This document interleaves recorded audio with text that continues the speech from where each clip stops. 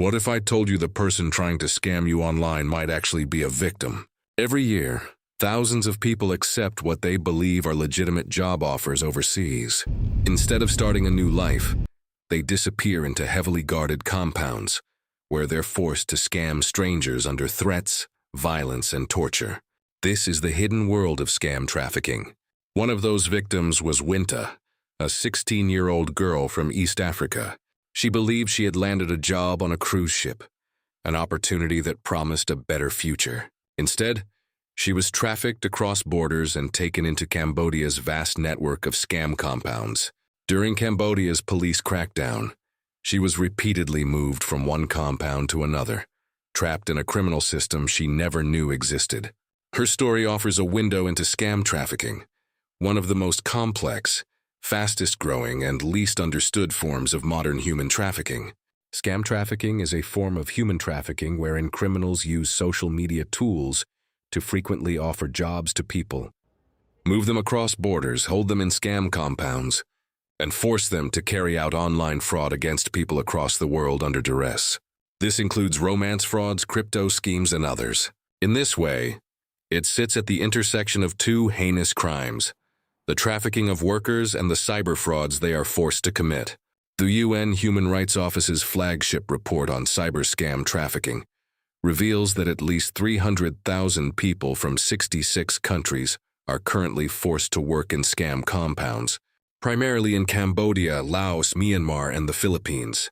Satellite imagery indicates that 74% of these compounds are clustered in the Mekong region, generating an estimated $43.8 billion annually, with global revenues reaching around $64 billion. Survivors described severe abuses including torture, sexual violence, forced abortions, food deprivation, and solitary confinement. Corrupt border officials often exacerbated these abuses by aiding recruiters, while police extorted or threatened victims instead of protecting them. Conditions in some compounds, especially those involving the buying and selling of people, amount to outright slavery. The victims had no prior knowledge of scam compounds and were lured by fraudulent job advertisements, promising legitimate roles in customer service, technology, or online marketing. Human rights bodies describe these acts as trafficking by transnational criminal syndicates that recruit and enslave people, forcing them to commit online financial fraud under threats, violence, and coercion. The factors that contribute to trafficking include deceptive recruitment, weak governance, conflict zones, high profitability, corruption and complicity, unemployment, and the growing use of artificial intelligence. The trafficking leads to severe human rights abuses, forced criminality, legal misidentification, psychological trauma, global financial harm, and regional instability. Given its human cost, the crisis warrants recognition as a distinct category of human trafficking, alongside greater awareness among the public, policymakers, and governments about its scale.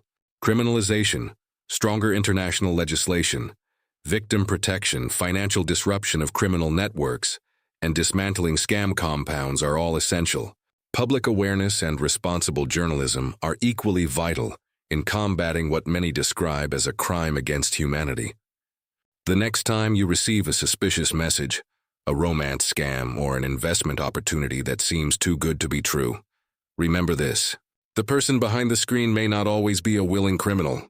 In many cases, they may be another victim trapped inside one of the world's fastest-growing forms of modern slavery.